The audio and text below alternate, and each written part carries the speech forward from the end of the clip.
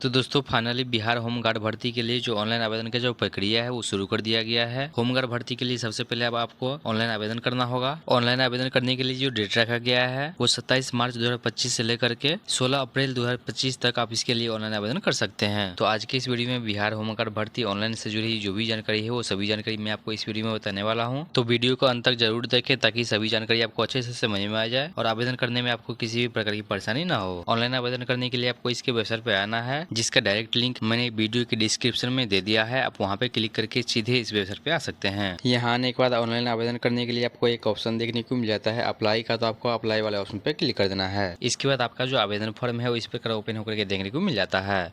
अब यहाँ पर सबसे पहले आवेदक का जो नाम है वो नाम पूछा जाता है, तो आपका जो नाम हो जाए वो आपको यहाँ पे फिल कर देना है। इसके बाद पिता का नाम पूछा जाता है, तो आवेदक के पिता का नाम आपको यहाँ पे फिल कर देना है। इसके बाद माता का नाम पूछा जाता है, तो आवेदक के माता का जो नाम होगा वो आपको यहाँ पे फिल कर देना है। इसके बाद अस्थायी पता पूछा जाता है, जिसमें सबसे पहले जिला पूछा जाता है कि आपका जिला कौन सा है, तो यहाँ से आपको अपने जिला का नाम सिलेक्ट कर लेना है। जिला सिलेक्ट करने के बाद प्रखंड पूछा जाता है, तो आवेदक का जो प्रखंड होगा, जो ब्लॉक होगा वो आपको यहाँ से सिलेक्ट कर लेना है। इसके बाद स्क्रॉल करके नीचे आ जाना है। नीचे आने के बाद सबसे पहले आपका जो पोस्ट ऑफिस है वो पूछा जाता है, तो यहाँ पे अपने पोस्ट ऑफिस का नाम फिल कर देना है। इसके बाद थाना पूछा जाता है, तो यहाँ पे अपने थाना का नाम फिल कर देना है। इसके बाद ग्राम नगर निकाय पूछा जाता है, तो यहाँ पे अपने गाँव का नाम फिल कर देना है। इसके बाद पता पूछा जाता है, तो पता में आपका जो वार्ड नंबर होगा वो फिल कर देना है, आपके गाँव का नाम फिल कर देना है, पोस्ट ऑफिस फिल कर देना है, आपका थाना कहाँ पे पड़ता है वो फिल कर देना है। इसके बाद डेट ऑफ बर्थ पूछा जाता है, तो आपका जो डेट ऑफ बर्थ होगा वो डेट ऑफ बर्थ आपको यहाँ से सिलेक्ट कर लेना है। इसके बाद लिंग पूछा जाता है कि आप महिला हैं या पुरुष हैं, तो यहाँ से आपको अपनी जानकारी दे देना है। अब यहाँ पर जाति पूछा जाता है कि आप किस जाति कैटेगरी से आते हैं, तो आप जिस भी कैटेगरी से आते हैं यहाँ से आपको अपने जाति का जो कैटेगरी होगा वो कैटेगरी आपको यहाँ से सिलेक्ट कर लेना है। इसके बाद पूछा जाता है कि क्या आप स्वतंत्र चयन के पोता पोती नाती नतनी है, तो यहाँ से आपको यस करना है, नहीं तो आपको नो वाले ऑप्शन को सिलेक्ट रहने देना है। इसके बाद शैक्षणिक योग्यता पूछा जाता है कि आप इंटर पास है या स्नातक पास है या